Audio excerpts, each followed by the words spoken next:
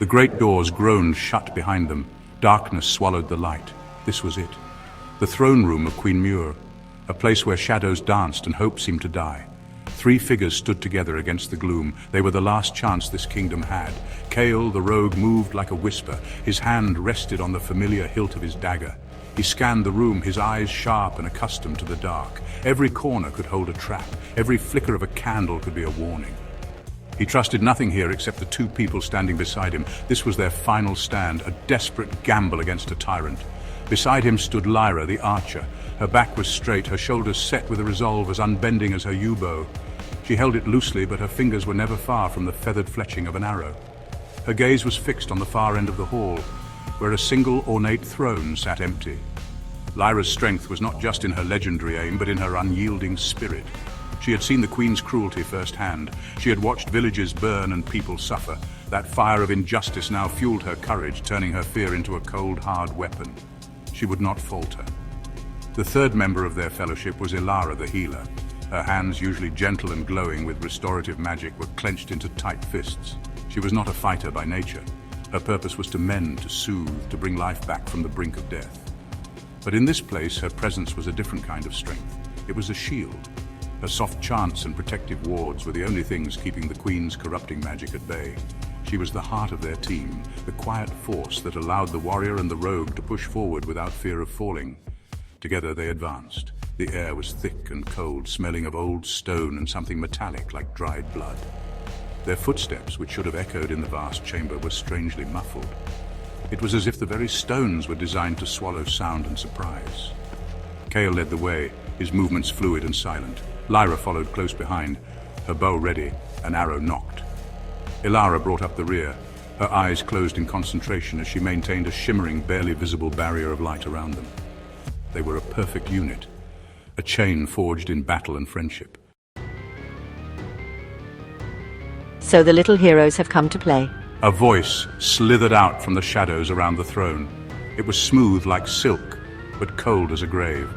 Queen Miur appeared, not on her throne, but beside it, materializing from the darkness as if she were made of it. She was terrifyingly beautiful, with eyes that held no warmth and a smile that promised only pain. She did not raise a weapon, she did not need to. Her power was in her words, in the way she could twist minds and break spirits. She looked at the 3 of them, her gaze lingering on each one, searching for their weaknesses. She gestured to the air and 3 visions shimmered into existence. For Kale, she showed a mountain of gold and a royal pardon, a life of luxury he never dreamed of. For Lyra, she showed her lost family alive and well, waiting for her in a peaceful sunlit home. For Ilara, she showed a world without sickness or injury, a garden of perfect, unending life that she could tend to forever. The temptations were cruel, perfect daggers aimed at their deepest desires.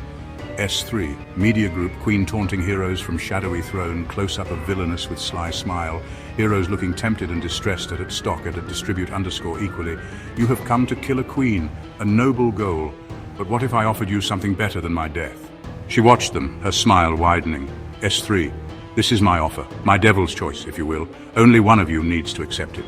The other 2 will die, of course. But the one who chooses will have their heart's desire. So who will it be? The rogue who values his own skin? The archer who misses her family? Or the healer who wishes to save everyone? She wanted to shatter their trust. She wanted them to turn on each other, to let greed and grief destroy the bond that made them strong. It was her most powerful weapon. The heroes stood frozen for a moment. The images were so real, so tempting. Kale could almost feel the weight of the gold coins in his hands. Lyra could almost smell the bread baking in her mother's kitchen. Ilara could almost feel the pure, untainted life force of the garden. The Queen's magic was potent, digging into their souls and pulling at the threads of their deepest longings. The silence stretched on, thick with tension. This was the true battle, not a clash of steel, but a war for their very souls. Miur believed she had already won. But the Queen had made a mistake. She saw them as individuals. She did not understand the strength of their bond. Kale was the first to act. He let out a short, harsh laugh that broke the spell. Gold? I've stolen enough to know it's worthless without people to share it with. He looked at Lyra and Ilara, his expression firm. He took a half step forward, placing himself slightly in front of the others, a silent promise to protect them. His loyalty was not for sale, and his choice was made. The vision of treasure flickered and vanished into smoke. My family is gone. Bringing them back as your puppets would be a curse, not a gift. You will not use them against me. She raised her bow again, the arrowhead now glowing with a faint silver light from Ilara's blessing.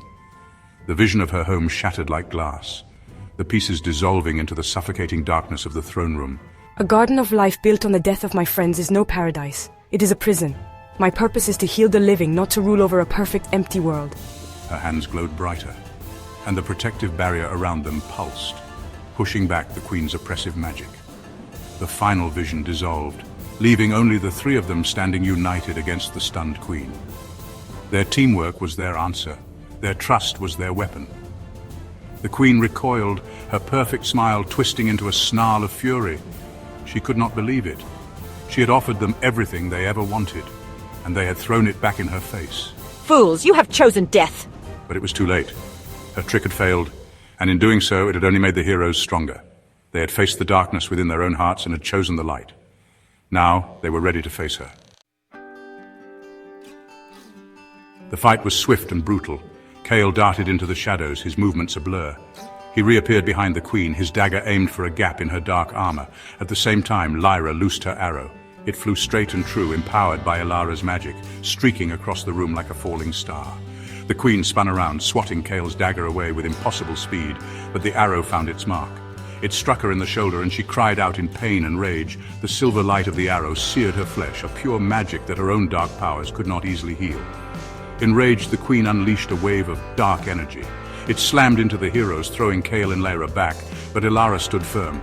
She raised her hands, her golden barrier absorbing the worst of the blast. The effort cost her dearly. Blood trickled from her nose and her light flickered like a dying candle.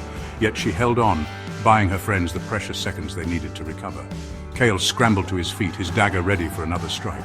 Lyra, though injured, was already nocking another arrow, her focus absolute. They would not give up. Seeing her magic failing, the Queen made her escape. With a final hateful scream, she dissolved into a cloud of black smoke and shot out through a high window, vanishing into the stormy night. She was defeated, but not destroyed. The throne room was silent once more, the oppressive atmosphere lifting. The kingdom was free for now. Kale rushed to Ilara's side as Lyra kept watch on the broken window. The immediate danger was over. They had won. They had faced the tyrant and broken her hold on the land. A new day was dawning, but victory had come at a price. Ilara collapsed into Kale's arms, her healing light fading completely. She had poured all of her life force into that final protective shield. Her breathing was shallow, and her skin was cold. She had saved them, but she had not been able to save herself. Lyra knelt beside them, her face a mask of grief. They were together, their bond unbroken to the very end. The Queen was gone, and there was hope for the world. But as the first rays of morning light streamed into the throne room, it illuminated their triumph and their sacrifice.